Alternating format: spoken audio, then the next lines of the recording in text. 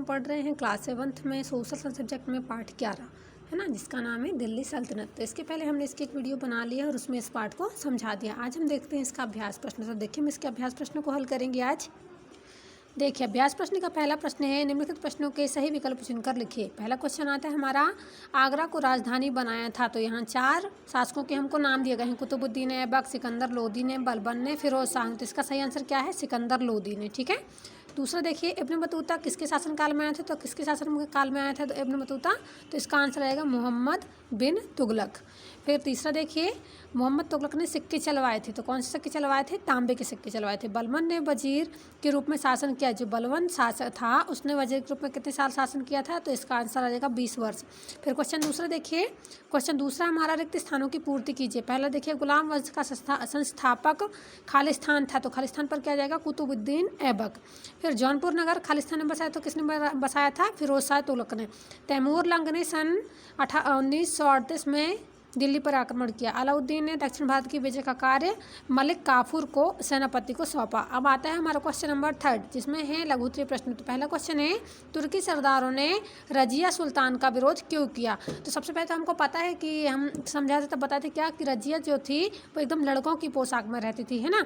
तो तुर्की सरदारों ने रजिया सुल्तान का विरोध क्यों किया, इसका आंसर हम बताते हैं। देखिए ये देखिए, यहाँ से लिखना है हमको लघु उत्तरीय का पहला आंसर। रजिया सुल्तान पुरुषों के समान वस्त्र पहनकर दरबार में बैठती थी एवं युद्धों का नेतृत्व करती थी। ठीक है। अमीर तुर्क सरदार इसे बर्दाश्त अमीर तुर्की सरदार इसे बर्दाश्त नहीं कर सकता था, है ना, करता था। अतः क्या किया उसने? रजिया सुल्तान के विरुद्ध विद्रोह किया। ठीक है।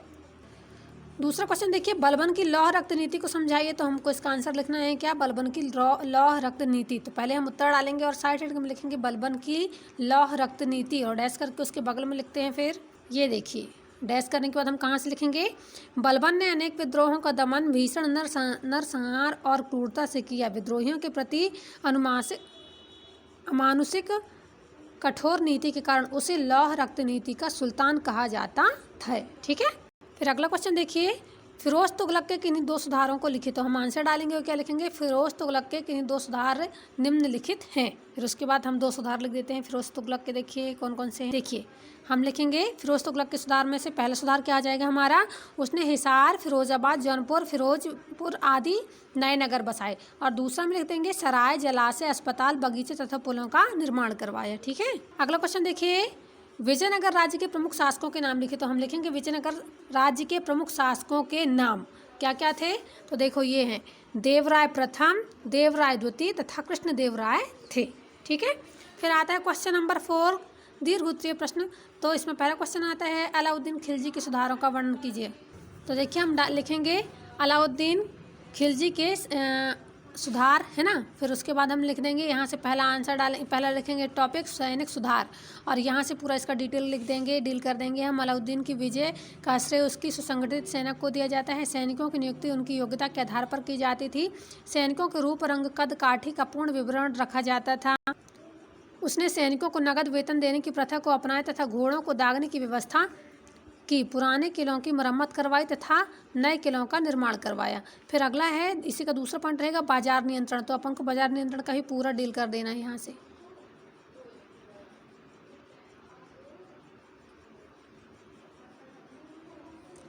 ठीक है। अगला देखो, ये तीसरा है राजस्व नीति। तो राजस्व नीति का भी हमको यहाँ से लेके पूरा यहाँ तक लिख देना और यहाँ हमारा दीर्घ उत्तर का पहला उत्तर कंप्लीट होता है। अब हम देखते हैं दूसरा क्वेश्चन। तो दूसरा क्वेश्चन देखिए क्या है, मोहम्मद तुगलक की महत्वाकांक्षी योजनाएं क्या थी, उनमें वह क्यों असफल रहा? तो हमको ये लिखना है कि मोहम्मद तुगलक की महत्वाकांक्षी योजनाएं क्या थी और उसमें वो असफल क्यों रहा। तो देखिए इसका आंसर हम लिखेंगे मोहम्मद तुगलक की योजनाएं। तुगलक ने, यहाँ से हम स्टार्ट करेंगे, पूरा कहाँ तक लिखेंगे? ये यहाँ से स्टार्ट करना है और हमको यहाँ से ले जाके कहाँ तक ले देना है? पूरा यहाँ तक। ये पहले तो आप यहाँ तक कंप्लीट करेंगे, फिर असफल रही, सुल्तान द्वारा चलाई गई सभी योजनाएं क्रियान्वयन के अभाव में असफल रही। यहाँ तक हमारा अगला आंसर जो था दीर्घ उत्तरी का वो कंप्लीट होता है। अब अगला क्वेश्चन देखिए, दिल्ली सल्तनत के पतन के कारण का वर्णन कीजिए। तो हम लिखेंगे दिल्ली सल्तनत के पतन के कारण। और ये देखिए, ये दिए गए हमको टॉपिक पूरे शासन व्यवस्था की दुर्बलता, हमको ये पूरा डील करके लिखना है क्योंकि ये दीर्घोत्तरीय है ना। तो फिर दूसरा आ जाएगा उत्तराधिकारी के निश्चित नियम का अभाव। ये हमको ये पूरा लिखना है, ये पहले साइडें डालनी, फिर यहाँ से पूरा इसका जितना भी है, यानी यहाँ से स्टार्ट होगा हमारा आंसर और कहाँ जाके समाप्त होता है, ये यहाँ जाके समाप्त होता है। इसका पूरा ही लिखना है हमको।